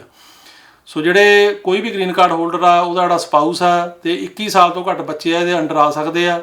ਜੇ 19 'ਚ ਅਪਲਾਈ ਕੀਤਾ ਅਜੇ ਤੱਕ ਨਹੀਂ ਆਇਆ ਤੇ ਇਹਨੂੰ ਟਾਈਮ ਲੱਗ ਸਕਦਾ। ਅੱਜ ਕੱਲ੍ਹ ਇਹਨੂੰ ਤਕਰੀਬਨ 1.5 ਤੋਂ 2 ਸਾਲ ਵੈਸੇ ਲੱਗ ਰਹੇ ਆ। ਸੋ ਤੁਹਾਨੂੰ ਚਾਹੀਦਾ ਵੀ ਤੁਸੀਂ ਪਤਾ ਕਰੋ, ਤੁਸੀਂ ਦੀ ਇਨਕੁਆਇਰੀ ਜਿਹੜੀ ਆ ਉਹ ਤੁਹਾਨੂੰ ਜ਼ਰੂਰ ਕਰਨੀ ਚਾਹੀਦੀ। ਅਗਲਾ ਸਵਾਲ ਹੈ ਜੀ ਉਹ ਇਹ ਕਹਿ ਰਿਹਾ ਕਿ ਅਸੀਂ ਟਰੈਵਲ ਡਾਕੂਮੈਂਟ ਅਪਲਾਈ ਕੀਤਾ ਸੀਗਾ, ਸਾਨੂੰ ਰਸੀਦ ਆ ਗਈ ਆ, ਪਰ ਹੁਣ ਤੱਕ ਸਾਨੂੰ ਟਰੈਵਲ ਡਾਕੂਮੈਂਟ ਜਿਹੜਾ ਉਹ ਨਹੀਂ ਆਇਆ। ਤੇ ਸਾਨੂੰ ਦੱਸੋ ਵੀ ਇਹਨੂੰ ਕਿੰਨਾ ਟਾਈਮ ਲੱਗੂਗਾ। ਦੇਖੋ ਇਸ ਤਰ੍ਹਾਂ ਆ ਕਿ ਟਰੈਵਲ ਡਾਕੂਮੈਂਟ ਨੂੰ ਵੀ ਅੱਜ ਕੱਲ੍ਹ ਕਾਫੀ ਟਾਈਮ ਲੱਗ ਰਿਹਾ। ਅੱਜ ਕੱਲ੍ਹ ਸਾਡੇ ਹਿਸਾਬ ਨਾਲ ਟਰੈਵਲ ਡਾਕੂਮੈਂਟ ਨੂੰ ਵੀ ਤਕਰੀਬਨ 8 ਮਹੀਨੇ ਤੋਂ 10 ਮਹੀਨੇ ਲੱਗ ਰਹੇ ਆ। ਤੇ ਜੇ ਟਾਈਮ ਲੱਗ ਰਿਹਾ ਤਾਂ ਫਿਰ ਤੁਹਾਨੂੰ ਜਿਹੜਾ ਹੈਗਾ ਉਹਨਾਂ ਇਨਕੁਆਇਰੀ ਕਰਨੀ ਚਾਹੀਦੀ ਆ, ਜਾਂ ਤੁਹਾਨੂੰ ਮਤਲਬ ਵੇਟ ਕਰੋ ਜਾਂ ਉਹਨਾਂ ਤੋਂ ਇਨਕੁਆਇਰੀ ਕਰ ਲਓ। ਅਗਲਾ ਸਵਾਲ ਹੈ ਜੀ ਕਿ ਉਹ ਇਹ ਕਹਿ ਰਹੇ ਆ ਕਿ F4 ਵੀਜ਼ਾ ਕਹਿੰਦੇ 2010 ਦੇ ਵਿੱਚ ਅਪਲਾਈ ਕੀਤਾ ਸੀ, 15 ਦੇ ਵਿੱਚ ਅਪਰੂਵ ਹੋਇਆ। ਮੇਰੀ ਉਮਰ 22 ਸਾਲ ਆ, ਕੀ ਮੈਂ ਇਹਦੇ 'ਤੇ ਮਤਲਬ ਆ ਸਕਦਾ? ਅਜੇ ਤਾਂ 2005 ਚੱਲ ਰਿਹਾ ਜੀ, ਸੋ 5 ਸਾਲ ਹੋਰ ਲੱਗਣਗੇ ਇਹਨੂੰ ਘੱਟੋ ਘੱਟ। ਜਿਹੜੀ ਹੁਣ ਸਪੀਡ ਨਾਲ ਚੱਲ ਰਿਹਾ, ਜੇ ਸਪੀਡ ਨਾ ਵਧੀ ਤਾਂ 5 ਸਾਲਾਂ ਤੱਕ ਤੁਹਾਡੀ ਉਮਰ ਜਿਹੜੀ ਹੁਣ 22 ਆ 27 28 ਸਾਲ ਦੀ ਹੋ ਜਾਣੀ ਆ। ਅਤੇ ਜਿਹੜਾ ਇਹਦੇ 'ਚ ਤੁਹਾਨੂੰ ਗ੍ਰੇਸ ਪੀਰੀਅਡ ਮਿਲਣਾ ਉਹ 5 ਸਾਲ ਦਾ ਮਿਲਣਾ, ਕਿ ਅਪਰੂਵਲ 5 'ਚ ਆਈ ਆ। ਉਸ ਟਾਈਮ 'ਤੇ ਦੇਖਣਾ ਪਊਗਾ ਜਦੋਂ ਮਤਲਬ ਕਰੰਟ ਹੁੰਦਾ ਕਿ ਤੁਹਾਡੀ ਉਮਰ 21 ਸਾਲ ਤੋਂ ਘੱਟ ਉਹ ਟਾਈਮ ਕੱਢ ਕੇ ਬਣਦੀ ਹੈ ਕਿ ਨਹੀਂ ਬਣਦੀ, ਕਿ ਤੁਸੀਂ ਚਾਈਲਡ ਸਟੈਟਸ ਪ੍ਰੋਟੈਕਸ਼ਨ ਐਕਟ ਦੇ ਅੰਡਰ ਕਵਰ ਹੁੰਦੇ ਆ ਕਿ ਨਹੀਂ ਹੁੰਦੇ, ਇਹ ਉਸ ਟਾਈਮ ਦੇਖਣਾ ਪਏਗਾ। ਅਗਲਾ ਸਵਾਲ ਹੈ ਜੀ, ਉਹ ਇਹ ਕਹਿ ਰਹੇ ਆ ਕਿ ਮੈਂ ਅਪਲਾਈ ਕੀਤਾ ਸੀ 2020 ਦੇ ਵਿੱਚ ਅਤੇ ਐਪਲੀਕੇਸ਼ਨ ਐਕਸੈਪਟ ਹੋ ਗਈ, ਬਟ ਮੇਰੀ ਅਜੇ ਤੱਕ ਅਸਾਈਲਮ ਦੀ ਇੰਟਰਵਿਊ ਨਹੀਂ ਆਈ, ਕਿੰਨਾ ਟਾਈਮ ਲੱਗੇਗਾ ਅਤੇ ਮੈਂ ਵਾਪਸ ਜਾ ਕੇ ਆ ਸਕਦਾ ਕਿ ਨਹੀਂ? ਇਸ ਤਰ੍ਹਾਂ ਨਹੀਂ ਜੀ, ਜੇ ਹੁਣ ਤੁਸੀਂ ਇਹ 'ਚ ਇੱਕ ਵਾਰੀ ਜੇ ਅਪਲਾਈ ਕਰਤਾ ਤੁਹਾਨੂੰ ਵਾਪਸ ਜਾਣ ਦੀ ਪਰਮਿਸ਼ਨ ਨਹੀਂ ਮਿਲਣੀ, ਆਉਣ ਜਾਣ ਦਾ ਇਹਦੇ 'ਚ ਨਹੀਂ ਬਣਨਾ। ਪਰ ਇਹ ਆ ਕਿ ਤੁਸੀਂ ਹੁਣ ਡੇਟ ਆਪਣੀ ਕਢਾ ਸਕਦੇ ਹੋ, ਪਹਿਲਾਂ ਨਹੀਂ ਸੀ ਕਢਾ ਸਕਦੇ। ਤੁਸੀਂ ਜਿਹੜਾ ਅਸਾਈਲਮ ਆਫਿਸ ਨਾਲ ਕੰਟੈਕਟ ਕਰੋ, ਉਹ ਡੇਟਾਂ ਦੇ ਰਹੇ ਆ। ਅਗਲਾ ਸਵਾਲ ਹੈ ਜੀ ਕਿ ਮੇਰਾ ਕੇਸ 2013 'ਚ ਅਪਲਾਈ ਕੀਤਾ ਸੀ F4 ਕੈਟੇਗਰੀ 'ਚ, ਮੇਰੇ ਭਰਾ ਨੇ, ਅਤੇ ਹੁਣ ਉਹ ਕੇਸ ਜਿਹੜਾ ਅਪਰੂਵ ਹੋਇਆ ਅਤੇ ਅਜੇ ਵੀਜ਼ਾ ਫੀਸਾਂ ਜਮ੍ਹਾਂ ਹੋਣਗੀਆਂ ਕਿ ਨਹੀਂ? ਅਜੇ ਤੁਹਾਡੀ ਵੀਜ਼ਾ ਫੀਸ ਨਹੀਂ ਜਮ੍ਹਾਂ ਹੋਣੀ ਜੀ, ਕਿਉਂਕਿ ਉੱਥੇ ਅਜੇ 2005 ਚੱਲ ਰਿਹਾ। ਜਿੰਨੀ ਦੇਰ ਤੱਕ ਜਿਹੜੀਆਂ ਵੀਜ਼ਾ ਫੀਸਾਂ ਆ ਪੇਪਰ ਲੈ ਰਹੇ ਆ 2006 ਜਨਵਰੀ ਤੱਕ ਦੇ ਲੈ ਰਹੇ ਆ। ਸੋ 13 ਦੀ ਜਿਹੜੀ ਹੈਗੀ ਆ ਉਹ ਵਾਰੀ ਅਜੇ ਨਹੀਂ ਆਉਣੀ, ਇਹਨੂੰ ਟਾਈਮ ਲੱਗੂਗਾ, ਅਜੇ ਵੇਟ ਕਰਨੀ ਪੈਣੀ ਆ ਤੁਹਾਨੂੰ। ਉਹਦਾ ਅਗਲਾ ਸਵਾਲ ਹੈ ਜੀ ਕਿ ਉਹ ਇਹ ਕਹਿ ਰਹੇ ਕਿ F4 ਕੈਟੇਗਰੀ 'ਚ ਫਾਈਲ ਲੱਗੀ ਹੋਈ ਆ ਪਰ ਅਪਰੂਵਲ ਲੈਟਰ ਨਹੀਂ ਆਈ। ਮੇਰੀ ਉਮਰ 18 ਸਾਲ ਦੀ ਹੋ ਗਈ ਆ, ਕੀ ਮੈਂ ਸਟੂਡੈਂਟ ਵੀਜ਼ੇ 'ਤੇ ਅਮਰੀਕਾ ਆ ਸਕਦੀ ਹਾਂ? ਦੇਖੋ F4 ਕੈਟੇਗਰੀ ਦੇ ਵਿੱਚ ਅੱਜ ਕੱਲ੍ਹ ਅਪਰੂਵਲ ਲੈਟਰ ਆਉਣ ਨੂੰ ਕਾਫੀ ਟਾਈਮ 8 ਤੋਂ 10 ਸਾਲ ਲੱਗ ਰਹੇ ਆ, ਅਤੇ ਤੁਸੀਂ ਸਟੂਡੈਂਟ ਵੀਜ਼ੇ ਲਈ ਟਰਾਈ ਕਰ ਸਕਦੇ ਹੋ, ਪਰ ਉਹ ਤੁਹਾਨੂੰ ਭਰਨਾ ਪਏਗਾ ਕਿ ਮੇਰਾ ਅਪਲਾਈ ਕੀਤਾ ਹੋਇਆ F4 ਕੈਟੇਗਰੀ ਦੇ ਅੰਡਰ ਕੇਸ, ਅਤੇ ਹੋ ਸਕਦਾ ਤੁਹਾਨੂੰ ਸਟੂਡੈਂਟ ਵੀਜ਼ਾ ਨਾ ਮਿਲੇ, 'ਚ ਕੋਈ ਪੱਕੀ ਸ਼ੋਰਟੀ ਨਹੀਂ ਹੈਗੀ ਕਿ ਸਟੂਡੈਂਟ ਵੀਜ਼ਾ ਮਿਲੇਗਾ। ਅਗਲਾ ਸਵਾਲ ਹੈ ਜੀ ਕਿ ਇੰਡੀਆ ਤੋਂ ਟੂਰਿਸਟ ਵੀਜ਼ਾ ਕਦੋਂ ਸ਼ੁਰੂ ਹੋਏਗਾ? 8 ਨਵੰਬਰ ਤੋਂ ਸ਼ੁਰੂ ਹੋਣ ਜਾ ਰਿਹਾ ਜੀ ਇਹ ਜਿਹੜਾ ਹੈਗਾ ਵੀਜ਼ਾ। ਅਗਲਾ ਸਵਾਲ ਹੈ ਜੀ ਕਿ ਸਾਡਾ F4 ਕੇਸ 7 ਜਨਵਰੀ 2007 'ਚ ਅਪਲਾਈ ਕੀਤਾ ਸੀ ਅਤੇ ਉਸ ਤੋਂ ਬਾਅਦ ਅਪਰੂਵਲ ਆ ਗਈ ਸੀਗੀ, ਅਤੇ ਕੀ ਅਸੀਂ ਵਿਜ਼ਟਰ ਵੀਜ਼ੇ 'ਤੇ ਆ ਸਕਦੇ ਹਾਂ ਟੂਰਿਸਟ 'ਤੇ? ਦੇਖੋ ਤੁਸੀਂ ਅਪਲਾਈ ਤਾਂ ਕਰ ਸਕਦੇ ਹੋ, ਪਰ ਤੁਹਾਨੂੰ ਮੈਂਸ਼ਨ ਕਰਨਾ ਪਏਗਾ ਵੀ ਸਾਡੀ ਆ ਪਟੀਸ਼ਨ ਲੱਗੀ ਹੋਈ ਆ। ਕਾਨੂੰਨ ਆਮ ਤੌਰ 'ਤੇ ਇਹ ਆ ਵੀ ਜਿਨ੍ਹਾਂ ਦੀ ਇਮੀਗ੍ਰੈਂਟ ਪਟੀਸ਼ਨ ਲੱਗੀ ਹੋਵੇ ਉਹਨਾਂ ਨੂੰ ਜਿਹੜਾ ਵਿਜ਼ਟਰ ਵੀਜ਼ਾ ਉਹ ਨਹੀਂ ਮਿਲਦਾ, ਸੋ ਉਹ ਵਿਜ਼ਟਰ ਵੀਜ਼ਾ ਮਿਲਣ ਦੀ ਉਮੀਦ ਜਿਹੜੀ ਬਹੁਤ ਘੱਟ ਆ। ਅਗਲਾ ਸਵਾਲ ਹੈ ਜੀ ਕਿ ਮੈਂ 10 ਸਾਲ ਦੁਬਈ ਦੇ ਵਿੱਚ ਕੰਮ ਕੀਤਾ ਅਤੇ ਮੈਨੂੰ ਉਹਦਾ ਕਾਫੀ ਐਕਸਪੀਰੀਅੰਸ ਹੈ, ਅਤੇ ਮੈਨੂੰ ਇੱਥੇ ਅਮਰੀਕਾ 'ਚ ਵਰਕ ਪਰਮਿਟ ਮਿਲ ਸਕਦਾ ਨਹੀਂ? ਇਹੋ ਜਿਹੀ ਕੋਈ ਪ੍ਰੋਵੀਜ਼ਨ ਨਹੀਂ ਹੈ। ਜੇ ਤੁਹਾਨੂੰ ਅਮਰੀਕਾ ਦੇ ਵਿੱਚ ਐਂਟਰੀ ਮਿਲਦੀ ਹੈ ਜਾਂ ਤੁਹਾਡੇ ਕੋਲ ਜੇ ਵਿਜ਼ਟਰ ਵੀਜ਼ਾ ਤੁਸੀਂ ਆਉਂਦੇ ਆ, ਤੁਹਾਨੂੰ ਆਪਣੇ ਆਪ ਕਿਸੇ ਹੋਰ ਕੰਟਰੀ ਦੀ ਐਕਸਪੀਰੀਅੰਸ ਦੀ ਬੇਸ 'ਤੇ ਵਰਕ ਪਰਮਿਟ ਨਹੀਂ ਮਿਲਦਾ। ਅਗਲਾ ਸਵਾਲ ਹੈ ਜੀ ਕਿ ਜਿਹੜੇ ਅਮਰੀਕਾ ਦੇ ਵਿੱਚ ਕੋਈ ਬੰਦਾ ਜਿਹੜਾ ਟੂਰਿਸਟ ਵੀਜ਼ੇ 'ਤੇ ਆ ਸਕਦਾ, ਕੰਮ ਕਰ ਸਕਦਾ? ਨਹੀਂ ਕਰ ਸਕਦਾ ਜੀ ਕੰਮ, ਕਿਉਂਕਿ ਜਿਹੜਾ ਕੰਮ ਕਰਨ ਵਾਸਤੇ ਇੱਥੇ ਵਰਕ ਪਰਮਿਟ ਚਾਹੀਦਾ, ਸੋਸ਼ਲ ਸਿਕਿਉਰਿਟੀ ਨੰਬਰ ਚਾਹੀਦਾ। ਜਿਹੜਾ ਟੂਰਿਸਟ ਵੀਜ਼ੇ 'ਤੇ ਆਇਆ ਉਹ ਲੀਗਲੀ ਕੰਮ ਨਹੀਂ ਕਰ ਸਕਦਾ। ਅਗਲਾ ਸਵਾਲ ਹੈ ਜੀ ਕਿ ਮੈਂ ਸਿਟੀਜ਼ਨ ਅਮਰੀਕਾ 'ਚ ਮੈਂ ਆਪਣੇ ਸਪਾਊਸ ਦਾ ਅਪਲਾਈ ਕੀਤਾ ਮਾਰਚ 2019 'ਚ, ਅਤੇ ਉਹਨਾਂ ਦਾ ਮੈਡੀਕਲ ਜਿਹੜਾ ਉਹ ਅਜੇ ਤੱਕ ਨਹੀਂ ਮੰਗਿਆ ਗਿਆ, ਅਤੇ ਇੰਟਰਵਿਊ ਦੀ ਡੇਟ ਨਹੀਂ ਆਈ, ਕਿੰਨਾ ਟਾਈਮ ਲੱਗੂਗਾ? ਦੇਖੋ ਜਿਹੜਾ ਸਿਟੀਜ਼ਨ ਦੀ ਕੈਟੇਗਰੀ ਤਾਂ ਕਰੰਟ ਹੈਗੀ ਆ, ਬਲਕਿ ਹੁਣ ਤਾਂ ਗ੍ਰੀਨ ਕਾਰਡ ਹੋਲਡਰ ਦੀ ਵੀ ਕੈਟੇਗਰੀ ਕਰੰਟ ਆ, ਪਰ ਇਹਨੂੰ ਟਾਈਮ ਕਾਫੀ ਲੱਗ ਰਿਹਾ। ਸੋ ਟਾਈਮ ਲੱਗ ਰਿਹਾ ਤਾਂ ਆਪਾਂ ਜਿਹੜਾ ਹੈਗਾ ਉਹ ਕੁਛ ਨਹੀਂ ਕਰ ਸਕਦੇ, ਸਿਰਫ ਇਹ ਵੀ ਇਨਕੁਆਇਰੀ ਕੀਤੀ ਜਾ ਸਕਦੀ, ਉਹ ਤੁਸੀਂ ਕਰ ਸਕਦੇ ਹੋ, ਪਰ ਟਾਈਮ ਜਿਹੜਾ ਲੱਗਣਾ ਹੀ ਆ। ਅਗਲਾ ਸਵਾਲ ਹੈ ਜੀ ਕਿ ਤੁਹਾਡਾ ਸੈਕਰਾਮੈਂਟੋ 'ਚ ਆਫਿਸ ਹੈਗਾ? ਹਾਂਜੀ, ਸਾਡਾ ਸੈਕਰਾਮੈਂਟੋ 'ਚ ਆਫਿਸ ਹੈ, ਅਤੇ ਇਹ ਵੈਸਟ ਸੈਕਰਾਮੈਂਟੋ ਦੇ ਵਿੱਚ ਹੈਗਾ। ਉਹਦਾ ਐਡਰੈਸ ਹੈਗਾ 2951 West capital avenue, West Sacramento, ਅਤੇ ਆਫਿਸ ਸਵੇਰੇ ਤਕਰੀਬਨ 10 ਸਾਢੇ 10 ਵਜੇ ਤੋਂ ਲੈ ਕੇ ਸ਼ਾਮ ਦੇ 5 ਵਜੇ ਤੱਕ ਖੁੱਲ੍ਹਾ ਹੁੰਦਾ, ਤੁਸੀਂ ਜਦੋਂ ਮਰਜ਼ੀ ਆ ਸਕਦੇ ਹੋ।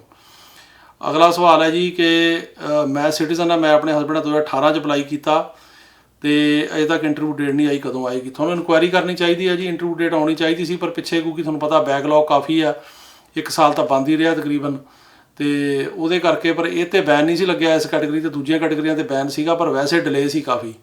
ਪਰ ਤੁਸੀਂ ਇਨਕੁਆਇਰੀ ਕਰੋ, ਤੁਹਾਨੂੰ ਇਨਕੁਆਇਰੀ ਕਰਨੀ ਚਾਹੀਦੀ ਹੈ, ਇੰਟਰਵਿਊ ਡੇਟ ਹੁਣ ਆਉਣੀ ਚਾਹੀਦੀ ਆ।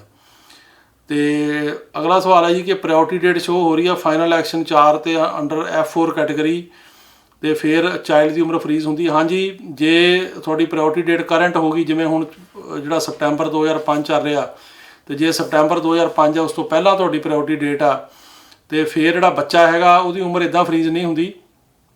ਉਹ ਚਾਈਲਡ ਸਟੇਟਸ ਪ੍ਰੋਟੈਕਸ਼ਨ ਐਕਟ ਜਿਹੜਾ ਹੈਗਾ ਉਹ ਜੇ ਕਵਰ ਕਰਦਾ ਤਾਂ ਫਿਰ ਉਹ 'ਚ ਕਵਰ ਹੁੰਦਾ ਬੱਚਾ। ਉਹ 'ਚ ਦੇਖਣਾ ਪੈਂਦਾ ਵੀ ਅਪਲਾਈ ਕਦੋਂ ਹੋਇਆ, ਅਪਰੂਵਲ ਕਦੋਂ ਆਈ, ਤੇ ਉਹ ਟਾਈਮ ਜਿਹੜਾ ਉਹਦੀ ਉਮਰ 'ਚੋਂ ਕੱਢਣਾ ਪੈਂਦਾ ਪ੍ਰਾਇਓਰਟੀ ਡੇਟ ਵਾਲੇ ਦਿਨ। ਇਸ ਤਰ੍ਹਾਂ ਹੁੰਦਾ ਉਹ। ਅਗਲਾ ਸਵਾਲ ਹੈ ਜੀ ਕਿ F4 ਕੈਟਾਗਰੀ ਦਾ, ਉਹ ਕਹਿੰਦੇ ਸਾਡਾ ਕੇਸ ਰਿਫਿਊਜ਼ ਹੋ ਗਿਆ, ਸਾਨੂੰ 221G ਦੇ ਅੰਡਰ ਹੋਰ ਡਾਕੂਮੈਂਟ ਉਹਨਾਂ ਨੇ ਮੰਗੇ ਆ, ਤੇ 2 ਸਾਲ ਤੋਂ ਉੱਤੇ ਕੋਈ ਰਿਸਪੌਂਸ ਨਹੀਂ ਆਇਆ। ਤੁਸੀਂ ਇਹਦੇ ਬਾਰੇ ਇਨਕੁਆਇਰੀ ਕਰ ਸਕਦੇ ਹੋ ਜੀ। ਜੇ ਉਹਨਾਂ ਨੇ ਡਾਕੂਮੈਂਟਸ ਮੰਗੇ, ਤੁਸੀਂ ਭੇਜਤੇ ਉਹਨਾਂ ਨੂੰ, ਤੇ ਫਿਰ ਤਾਂ ਉਹਨਾਂ ਨੂੰ ਜਿਹੜਾ ਇਹਨੂੰ ਕੰਸੀਡਰ ਕਰਨਾ ਚਾਹੀਦਾ। ਤੁਸੀਂ ਇਹਦੇ ਅੰਡਰ ਜਿਹੜਾ ਹੈਗਾ ਉਹ ਆਪਣੀ ਇਨਕੁਆਇਰੀ ਕਰ ਸਕਦੇ ਹੋ।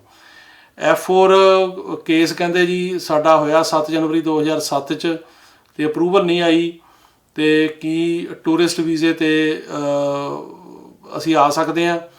ਇਹਦੇ ਬਾਰੇ ਮਤਲਬ ਕੁਝ ਨਹੀਂ ਕਹਿ ਸਕਦੇ ਜੀ। ਟੂਰਿਸਟ ਵੀਜ਼ਾ ਤੁਹਾਨੂੰ ਮਿਲੇ ਨਾ ਮਿਲੇ, ਤੁਸੀਂ ਅਪਲਾਈ ਕਰੋਗੇ, ਤੁਹਾਨੂੰ ਲਿਖਣਾ ਪੈਣਾ ਵੀ ਹਾਂ ਸਾਡਾ ਇਮੀਗ੍ਰੈਂਟ ਵੀਜ਼ਾ ਅਪਲਾਈ ਹੋਇਆ, ਤੇ ਟੂਰਿਸਟ ਵੀਜ਼ਾ ਜਿਹੜਾ ਹੈਗਾ ਉਹ 'ਤੇ ਨਾ ਵੀ ਹੋ ਸਕਦੀ ਆ, ਸੋ ਕੋਈ ਪੱਕੀ ਗਰੰਟੀ ਨਹੀਂ ਹੈਗੀ। ਅਗਲਾ ਸਵਾਲ ਹੈ ਜੀ ਕਿ ਮੈਂ ਅਸਾਈਲਮ ਲਾਇਆ ਸੀ, ਹੁਣ ਮੈਂ ਇੰਡੀਆ ਵਾਪਸ ਆ ਗਿਆ, ਕੀ ਮੈਂ ਹੁਣ ਵਿਜ਼ਿਟ ਵੀਜ਼ੇ 'ਤੇ ਅਮਰੀਕਾ ਜਾ ਸਕਦਾ? ਤੁਸੀਂ ਜੇ ਅਪਲਾਈ ਕਰੋਗੇ ਤੁਹਾਨੂੰ ਨਾ ਹੋ ਸਕਦੀ। ਉਹਨਾਂ ਨੂੰ ਪਤਾ ਲੱਗ ਗਿਆ ਤੁਸੀਂ ਅਸਾਈਲਮ ਅਪਲਾਈ ਕੀਤਾ ਸੀਗਾ, ਤੁਸੀਂ ਵਾਪਸ ਆ ਗਏ, ਓਵਰਸਟੇ ਕਿੰਨਾ ਕੀਤਾ, ਕਿਉਂਕਿ ਜੇ ਤੁਸੀਂ 6 ਮਹੀਨੇ ਤੋਂ ਬਾਅਦ ਓਵਰਸਟੇ ਕਰੋ 10 ਸਾਲ ਦਾ ਬੈਨ ਵੀ ਲੱਗ ਜਾਂਦਾ। ਸੋ ਇਹ ਹੁਣ ਸਿਚੁਏਸ਼ਨ ਪਤਾ ਨਹੀਂ ਵੀ ਤੁਹਾਡੇ 'ਤੇ ਬੈਨ ਲੱਗਿਆ ਕਿ ਨਹੀਂ ਲੱਗਿਆ। ਸੋ ਤੁਹਾਨੂੰ ਇਹ ਜਿਹੜੀ ਪ੍ਰੋਬਲਮ ਹੈਗੀ ਹੈ ਇਹ ਆ ਸਕਦੀ ਹੈ, ਸਟੂਡੈਂਟ ਵੀਜ਼ਾ ਸ਼ਾਇਦ ਤੁਹਾਨੂੰ ਨਾ ਮਿਲੇ। ਅਗਲਾ ਸਵਾਲ ਜੀ ਕਿ ਸਟੂਡੈਂਟ ਅਸਾਈਲਮ ਕੇਸ ਫਾਈਲ ਕਰ ਸਕਦਾ? ਹਾਂਜੀ, ਕਰ ਸਕਦਾ। ਅਸਾਈਲਮ ਕੇਸ ਤਾਂ ਕੋਈ ਵੀ ਫਾਈਲ ਕਰ ਸਕਦਾ, ਪਰ ਉਹ ਜਿਹੜੇ ਅਸਾਈਲਮ ਦੇ 5 ਗਰਾਊਂਡ ਆ ਉਹਨਾਂ ਵਿੱਚ ਕੇਸ ਹੋਣਾ ਚਾਹੀਦਾ, ਕਿ ਇਨ ਅਦਰ ਵਰਡਸ ਕਿ ਕੇਸ ਉਹਦਾ ਜੈਨੂਇਨ ਹੋਵੇ, ਉਹਨੂੰ ਪ੍ਰੋਬਲਮ ਹੋਵੇ, ਉਹ ਸ਼ੋਅ ਕਰੇ ਕਿ ਮੈਨੂੰ ਪਹਿਲਾਂ ਉੱਥੇ ਪਰਸੀਕਿਊਸ਼ਨ ਮੇਰੇ ਨਾਲ ਹੋਈ ਹੈ, ਪਹਿਲਾਂ ਪ੍ਰੋਬਲਮ ਆਈ ਹੈ, ਗਾਹ ਨੂੰ ਵੀ ਆਏਗੀ। ਜਿਹੜੇ 5 ਗਰਾਊਂਡ ਨੇ ਅਸਾਈਲਮ ਦੇ, ਉਹਨਾਂ ਗਰਾਊਂਡਾਂ ਦੇ ਵਿੱਚ ਉਹ ਪ੍ਰੋਬਲਮ ਹੋਣੀ ਚਾਹੀਦੀ। ਜੇ ਉਹ ਹੈਗੀ ਆ, ਉਹਦੇ ਕੋਲ ਪ੍ਰੂਫ ਹੈਗੇ ਆ, ਤਾਂ ਅਸਾਈਲਮ ਕੇਸ ਲਾ ਸਕਦਾ ਸਟੂਡੈਂਟ ਵੀਜ਼ੇ ਵਾਲਾ ਵੀ। ਅਗਲਾ ਸਵਾਲ ਹੈ ਜੀ ਕਿ ਉਹ ਕਹਿੰਦੇ ਮੇਰੀ ਬੇਟੀ 2017 ਵਿੱਚ ਸਟੱਡੀ ਵੀਜ਼ੇ 'ਤੇ ਗਈ ਸੀ, ਤੇ ਮਦਰ ਫਾਦਰ ਦਾ ਵੀਜ਼ਾ ਹੋ ਸਕਦਾ ਕਿ ਨਹੀਂ? ਦੇਖੋ, ਇਹ 'ਚ ਕੁਝ ਨਹੀਂ ਕਹਿ ਸਕਦੇ। ਜੇ ਬੇਟੀ ਨੂੰ ਵੀਜ਼ਾ ਮਿਲਿਆ ਤਾਂ ਜ਼ਰੂਰੀ ਨਹੀਂ ਵੀ ਉਹਦੇ ਪੇਰੈਂਟਸ ਨੂੰ ਵੀ ਮਿਲ ਜੂਗਾ। ਤੁਸੀਂ ਟਰਾਈ ਕਰ ਸਕਦੇ ਹੋ, ਪਰ ਕੋਈ ਪੱਕਾ ਸ਼ਿਓਰ ਨਹੀਂ ਆ। ਇੱਕ ਅਗਲਾ ਸਵਾਲ ਹੈ ਜੀ ਕਿ F2B ਕੇਸ ਦੇ ਪੇਪਰ ਨਿਕਲਦੇ ਪਏ ਆ। ਮੇਰਾ ਕੇਸ ਜੁਲਾਈ 16 'ਚ ਸੀਗਾ, ਤੇ ਪੇਪਰ ਅਜੇ ਤੱਕ ਨਹੀਂ ਆਏ। ਦੇਖੋ, F2B ਜਿਹੜੀ ਕੈਟਾਗਰੀ ਹੈਗੀ, ਗ੍ਰੀਨ ਕਾਰਡ ਹੋਲਡਰ ਦੇ 21 ਸਾਲ ਤੋਂ ਉੱਪਰ ਜਿਹੜੇ ਹੈਗੇ ਬੱਚੇ, ਉਹਨਾਂ ਦੇ ਜਿਹੜੇ ਅਨਮੈਰਿਡ ਹੁੰਦੇ ਆ। ਸੋ ਇਹਦੇ ਵਿੱਚ ਅਜੇ ਚੱਲ ਰਿਹਾ ਜੀ 22 ਸਤੰਬਰ 2015। ਸੋ ਤੁਹਾਡਾ ਇਹ ਜੁਲਾਈ 16 ਦਾ ਹੈਗਾ, ਇਹਨੂੰ ਟਾਈਮ ਲੱਗੂਗਾ, 1 ਸਾਲ ਅਜੇ ਹੋਰ ਲੱਗ ਸਕਦਾ, ਇਹਨੂੰ ਟਾਈਮ ਲੱਗੇਗਾ। ਅਗਲਾ ਸਵਾਲ ਹੈ ਜੀ, ਕਹਿ ਰਹੇ ਕਿ F4 ਕੈਟਾਗਰੀ 2006 ਜਨਵਰੀ 'ਚ ਅਪਲਾਈ ਕੀਤਾ ਸੀ, ਕਦੋਂ ਵਾਰੀ ਆਊਗੀ? ਅੱਜ ਕੱਲ੍ਹ 2005 ਚੱਲ ਰਿਹਾ ਜੀ, ਅਜੇ ਸਪਟੈਂਬਰ 'ਤੇ ਇਹਨੂੰ ਟਾਈਮ ਲੱਗ ਸਕਦਾ ਜੀ। ਹੁਣ ਜਨਵਰੀ ਦੇ ਵੈਸੇ ਉਹਨਾਂ ਨੇ ਪੇਪਰ ਮੰਗਣੇ ਸ਼ੁਰੂ ਕਰਤੇ ਆ, ਜਿਹੜੇ ਸਿਵਲ ਡਾਕੂਮੈਂਟਸ ਹੁੰਦੇ ਆ ਉਹ ਜ਼ਰੂਰ ਮੰਗ ਰਹੇ ਆ। ਅਗਲਾ ਸਵਾਲ ਹੈ ਜੀ ਕਿ ਮੇਰੀ ਉਮਰ 25 ਸਾਲ ਦੀ ਹੈ, F4 ਕੈਟਾਗਰੀ 5 ਸਤੰਬਰ ਦੇ ਮੰਥ ਦਾ ਹੈ, ਤੇ ਡਾਕੂਮੈਂਟਸ ਕੁਆਲੀਫਾਈਡ ਹੋ ਗਏ, ਪਰ ਇੰਟਰਵਿਊ ਦੀ ਵੇਟ ਕਰ ਰਹੇ ਆ। ਅਜੇ ਉਹੀ ਆ ਵੀ ਉੱਥੇ ਸਪਟੈਂਬਰ ਚੱਲ ਰਿਹਾ, ਪਰ ਸਪਟੈਂਬਰ ਦਾ ਮਤਲਬ 5 ਦਾ ਇਹ ਨਹੀਂ ਆ ਕਿ ਜਿਹੜੇ ਸਪਟੈਂਬਰ ਤੋਂ ਪਹਿਲਾਂ ਵਾਲੇ ਸਾਰਿਆਂ ਨੂੰ ਵੀਜ਼ੇ ਮਿਲ ਗਏ ਆ, ਜਿਹੜੇ ਜੁਲਾਈ, ਅਗਸਤ ਜਾਂ ਜੂਨ ਜਾਂ ਮਈ ਵਾਲੇ, ਅਜੇ ਉਹਨਾਂ ਵਿੱਚੋਂ ਵੀ ਬਹੁਤ ਸਾਰੇ ਰਹਿੰਦੇ ਆ ਜਿਨ੍ਹਾਂ ਨੂੰ ਵੀਜ਼ੇ ਨਹੀਂ ਮਿਲੇ। ਸੋ ਇਸ ਕਰਕੇ ਤੁਹਾਨੂੰ ਅਜੇ ਵੇਟ ਕਰਨੀ ਪੈਣੀ ਆ। ਅਗਲਾ ਸਵਾਲ ਹੈ ਜੀ ਕਿ US 'ਚ ਬਰਥ ਸਰਟੀਫਿਕੇਟ ਦੀ ਜਗ੍ਹਾ 'ਤੇ ਐਫੀਡੇਵਿਟ ਬਰਥ ਪ੍ਰੂਫ ਦਾ ਐਕਸੈਪਟ ਹੋ ਜਾਂਦਾ ਕਿ ਨਹੀਂ? ਦੇਖੋ, ਇਸ ਤਰ੍ਹਾਂ ਕਿ ਬਰਥ ਸਰਟੀਫਿਕੇਟ ਚਾਹੀਦਾ ਹੁੰਦਾ, ਪਰ ਜੇ ਬਰਥ ਸਰਟੀਫਿਕੇਟ ਨਾ ਹੋਵੇ ਤਾਂ ਸੈਕੰਡਰੀ ਐਵੀਡੈਂਸ ਤੁਸੀਂ ਦੇ ਸਕਦੇ ਹੋ। ਉਹਦੇ ਵਿੱਚ ਨੋਟ ਫਾਊਂਡ ਦਾ ਸਰਟੀਫਿਕੇਟ ਹੋ ਜਾਂਦਾ ਕਿ ਸਾਡੇ ਕੋਲ ਰਿਕਾਰਡ ਹੈ ਨਹੀਂ। ਉਹਦੇ ਨਾਲ ਐਫੀਡੇਵਿਟ ਚਾਹੀਦੇ ਹੁੰਦੇ ਆ 2-3 ਬੰਦਿਆਂ ਦੇ, ਜਿਹੜੇ ਕਿ ਤੁਹਾਡੇ ਤੋਂ ਵੱਡੀ ਉਮਰ ਦੇ ਹੈਗੇ, ਜਿਹਨਾਂ ਨੂੰ ਪਤਾ ਹੈ ਕਿ ਤੁਹਾਡਾ ਜਨਮ ਕਦੋਂ ਹੋਇਆ, ਤੇ ਉਹ ਜੇ ਲਾਓ, ਉਹਦੇ ਨਾਲ ਸਕੂਲ ਸਰਟੀਫਿਕੇਟ ਵਗੈਰਾ ਲਾ ਦਿਓ, ਫਿਰ ਐਕਸੈਪਟ ਹੋ ਜਾਂਦਾ। ਪਰ ਨੋਟ ਫਾਊਂਡ ਦਾ ਨਾਲ ਚਾਹੀਦਾ, ਤੇ ਨਾਲ ਤੁਸੀਂ 2 ਜਾਂ 3 ਐਫੀਡੇਵਿਟ ਲਾਓ।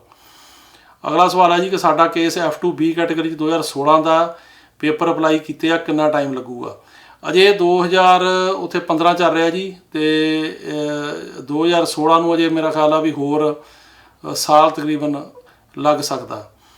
ਤੇ ਅਗਲਾ ਸਵਾਲ ਹੈ ਜੀ ਕਿ ਨੋਟਿਸ ਡੇਟ ਤੇ ਅਪਰੂਵਲ ਡੇਟ ਜਿਹੜੀ ਹੁੰਦੀ ਆ ਉਹ ਸੇਮ ਹੁੰਦੀ ਆ ਕਿ ਉਹ 'ਚ ਫਰਕ ਹੁੰਦਾ? ਇਹ ਫਰਕ ਹੁੰਦਾ ਜੀ। ਜਿਹੜੀ ਨੋਟਿਸ ਡੇਟ ਆ ਉਹ ਜਦੋਂ ਤੁਸੀਂ ਕੇਸ ਅਪਲਾਈ ਕਰਦੇ ਹੋ, ਜਿਹੜਾ ਪਹਿਲਾ ਲੈਟਰ ਆਉਂਦਾ ਇਮੀਗ੍ਰੇਸ਼ਨ ਦਾ, ਕੇਸ ਲੱਗ ਗਿਆ, ਉਹਨੂੰ ਕਿਹਾ ਜਾਂਦਾ ਨੋਟਿਸ ਡੇਟ। ਜਦੋਂ ਪਟੀਸ਼ਨ ਅਪਰੂਵ ਹੁੰਦੀ ਆ, ਅਪਰੂਵਲ ਡੇਟ। ਅੱਜ ਕੱਲ੍ਹ ਅਪਰੂਵਲ ਡੇਟ ਕਈ ਕੇਸਾਂ 'ਚ ਬਹੁਤ ਸਾਲਾਂ ਬਾਅਦ ਆ ਰਹੀ ਆ, ਤੇ ਉਹ ਕਈ ਕੇਸਾਂ 'ਚ 5-5, 6-6 ਸਾਲਾਂ ਬਾਅਦ, ਕਈ ਕੇਸਾਂ ਦਾ 8-8 ਸਾਲਾਂ ਬਾਅਦ ਜਿਹੜੀ ਅਪਰੂਵਲ ਆਉਂਦੀ ਆ। ਸੋ ਇਸ ਕਰਕੇ ਇਹ 2 ਡੇਟਾਂ ਦਾ ਜਿਹੜਾ ਇਹ ਕਾਫੀ ਫਰਕ ਆ। ਅਗਲਾ ਸਵਾਲ ਹੈ ਜੀ ਕਿ ਅਸੀਂ 2016 ਵਿੱਚ ਅਸਾਈਲਮ ਅਪਲਾਈ ਕੀਤਾ ਜੀ, ਹਾਲੇ ਤੱਕ ਕੋਈ ਡੇਟ ਨਹੀਂ ਮਿਲੀ। ਤੁਸੀਂ ਡੇਟ ਹੁਣ ਕਢਾ ਸਕਦੇ ਹੋ, ਕਿਉਂਕਿ ਪਹਿਲਾਂ ਜਿਹੜੀ ਪਿਛਲੀ ਸਰਕਾਰ ਸੀ ਉਹਨੇ ਡੇਟਾਂ ਬੰਦ ਕੀਤੀਆਂ ਸੀ, ਪਰ ਹੁਣ ਦੀ ਸਰਕਾਰ ਨੇ ਅਲਾਓ ਕੀਤੀਆਂ ਕਿ ਤੁਸੀਂ ਡੇਟਾਂ ਜਿਹੜੀਆਂ ਹੈਗੀਆਂ ਉਹ ਆਪਣੀ ਡੇਟ ਲੈ ਸਕਦੇ ਹੋ। ਸੋ ਹੁਣ ਜੇ ਤੁਸੀਂ ਤੁਹਾਡਾ ਵਕੀਲ ਜਾਂ ਤੁਸੀਂ ਕੋਸ਼ਿਸ਼ ਕਰੋ, ਤੁਹਾਨੂੰ ਡੇਟ ਜਿਹੜੀ ਹੈਗੀ ਆ ਉਹ ਮਿਲ ਸਕਦੀ ਆ। ਅਗਲਾ ਸਵਾਲ ਆ ਜੀ ਕਿ ਸਰ ਕੈਂਪ ਵਿੱਚੋਂ ਫੈਮਿਲੀ ਨਿਕਲ ਰਹੀ ਹੈ ਜਾਂ ਨਹੀਂ, ਦੱਸੋ। ਪਹਿਲੀ ਗੱਲ ਤਾਂ ਜੀ ਇਸ ਤਰੀਕੇ ਨਾਲ ਆਉਣਾ ਗਲਤ ਆ। ਜਿਹੜੇ ਬਾਰਡਰ ਕ੍ਰਾਸ ਕਰਕੇ ਆਉਂਦੇ ਆ ਉੱਥੇ ਖਤਰਾ ਆ, ਵੈਸੇ ਵੀ ਇਹ ਗੈਰ ਕਾਨੂੰਨੀ ਨਹੀਂ ਆਉਣਾ ਚਾਹੀਦਾ। ਪਰ ਜਿਹੜੇ ਫੈਮਲੀਆਂ ਨਾਲ ਆਉਂਦੇ ਆ ਤੇ ਉਹਨਾਂ ਨਾਲ ਛੋਟੇ ਬੱਚੇ ਹੁੰਦੇ ਆ 18 ਸਾਲ ਤੋਂ, ਉਹਨਾਂ ਨੂੰ ਇਹ 72 ਘੰਟੇ ਦੇ ਵਿੱਚ ਰਿਲੀਜ਼ ਕਰ ਦਿੰਦੇ ਆ। ਜੇ ਬਾਹਰ ਕੋਈ ਗਰੰਟਰ ਜਾਂ ਜ਼ਿੰਮੇਵਾਰ ਬੰਦਾ ਹੋਵੇ, ਕਈਆਂ ਦੇ ਬਿਆਨ ਵੀ ਨਹੀਂ ਹੁੰਦੇ, ਬੌਂਡ ਵੀ ਨਹੀਂ ਹੁੰਦੇ, ਉੱਦਾਂ ਹੀ ਛੱਡ ਦਿੰਦੇ ਆ ਤੇ ਬਾਅਦ ਦੇ ਵਿੱਚ ਆ ਕੇ ਜਦੋਂ ਕੇਸ ਲਗਾਉਂਦੇ ਆ ਉਦੋਂ ਬੌਂਡ ਹੁੰਦੇ ਆ। ਪਰ ਜਿਹੜੇ 18 ਸਾਲ ਤੋਂ ਉੱਪਰ ਆਉਂਦੇ ਉਹਨਾਂ ਦੀ ਇੰਟਰਵਿਊ ਹੁੰਦੀ ਆ ਤੇ ਜੇ ਕ੍ਰੈਡੀਬਲ ਫੀਅਰ 'ਚੋਂ ਪਾਸ ਕਰਨ ਤਾਂ ਉਹ ਬੌਂਡ 'ਤੇ ਆਉਂਦੇ, ਅਦਰਵਾਈਜ਼ ਉਹ ਬੌਂਡ 'ਤੇ ਨਹੀਂ ਆਉਂਦੇ। ਸੋ ਇਹ ਸੀ ਜੀ ਤੁਹਾਡੇ ਜਿਹੜੇ ਸਵਾਲਾਂ ਦੇ ਜਵਾਬ। ਤੇ ਇਹਦੇ ਨਾਲ ਹੀ ਸਮਾਂ ਹੋ ਗਿਆ ਹੁਣ ਤੁਹਾਡੇ ਤੋਂ ਆਗਿਆ ਲੈਣ ਦਾ। ਆਸ ਹੈ ਕਿ ਤੁਹਾਨੂੰ ਵੀਡੀਓ ਪਸੰਦ ਆਈ ਹੋਏਗੀ। ਇਹਨੂੰ ਵੱਧ ਤੋਂ ਵੱਧ ਲਾਈਕ ਕਰੋ, ਸ਼ੇਅਰ ਕਰੋ ਤੇ ਸਬਸਕ੍ਰਾਈਬ ਕਰੋ ਤੇ ਆਪਣੇ ਹੋਰ ਸਵਾਲ ਤੁਸੀਂ ਲਿਖ ਕੇ ਥੱਲੇ ਪਾਓ ਤਾਂ ਕਿ ਮੈਂ ਤੁਹਾਨੂੰ ਅਗਲੇ ਵੀਕ ਦੇ ਜਵਾਬ ਦੇ ਸਕਾਂ। ਸਤਿ ਸ਼੍ਰੀ ਅਕਾਲ ਜੀ। Jaspreet Singh, attorney at law, New York and California. Immigration, deportation, defense, appeals, family law ਅਤੇ bankruptcy ਲਈ ਸੰਪਰਕ ਕਰੋ। More than 17 years of legal experience. Jaspreet Singh, attorney at law.